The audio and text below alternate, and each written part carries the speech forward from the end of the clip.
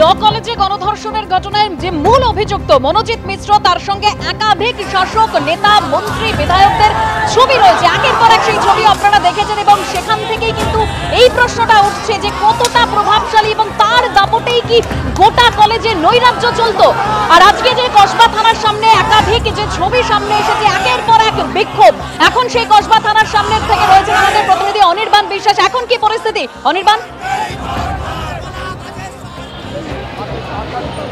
দেখো এখনো কিছুক্ষণ আগেও কিন্তু আমরা দেখলাম যে ইন্দ্রনীল খা বিজেপির যুব মোর্চার সভাপতি তার নেতৃত্বে একটি বিক্ষোভ, সেই বিক্ষোভ কিন্তু এখনো অবস্থান করছে তারা একেবারে কসবা থানার সামনে।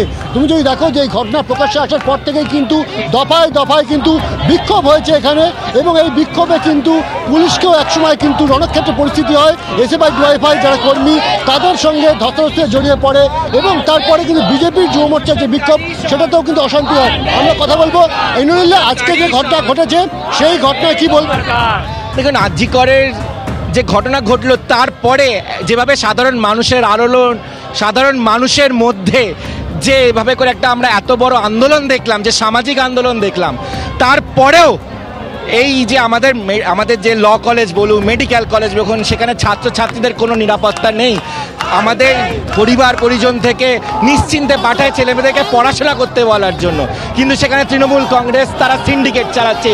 অ্যাডমিশন ভর্তির সময় তারা পয়সার বিনিময়ে ভর্তি করছে, সিট কেনাবেচা করছে, পরীক্ষায় পাস ফেল করাচ্ছে। আর যখন তাতে মন ভরছে না টাকা পয়সাতে, তখন তারা রাতের অন্ধকারে মেয়েদের ওপর যৌন নির্যাতন করছে। অর্থাৎ তাদের যেটা বক্তব্য যে একেবারে সিন্ডিকেট তরফে বিক্ষোভ দেখানো হচ্ছে কসবা থানার সামনে, তদন্ত কিভাবে এগিয়ে নিয়ে যাওয়া হচ্ছে। আমাদের অপর প্রতিনিধি সুকান্ত মুখোপাধ্যায় রয়েছেন আমাদের সঙ্গে। সুকান্ত,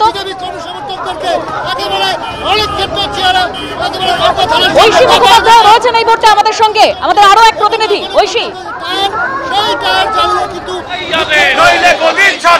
দেখো, আজকে যখনই এই খবরটি সর্বসমক্ষে আসে তারপর থেকে কিন্তু আমরা দেখেছি যে কসবা থানা হোক বা সাউথ ক্যালকাটা ল কলেজ, এই দুটি জায়গায় কিন্তু রাজনৈতিক দলগুলোর যে ছাত্র সংগঠন কিংবা রাজনৈতিক দলগুলো তারা কিন্তু মুহুর্মুহু প্রতিবাদ শুরু করেন এবং সেই প্রতিবাদের ফলে কিন্তু দেখা যায় যে পুলিশ কিন্তু ধরপাকড় করে এবং ধরপাকড়ের পরে কিন্তু তুলে নিয়ে যাওয়া হয় তাদেরকে লালবাজারে। এই মুহূর্তে দেখতে পাচ্ছি এসএফআই ডিওএফের মধ্যে যারা এখানে উপস্থিত রয়েছেন তারা কিন্তু বিক্ষোভ প্রদর্শন করছেন।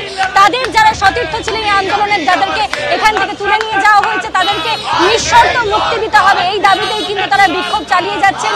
তারা স্লোগান দিচ্ছেন যে যেভাবে একটি মেয়েকে নিজের শিক্ষাঙ্গনে ধর্ষিতা হতে হয়েছে, গণধর্ষিতা। একেবারেই ঐশী, এই ঘটনার পর থেকে যখন অভিযোগ সামনে এসেছে একের পর এক, তারপর থেকে বিক্ষোভ প্রতিবাদ চলছেই।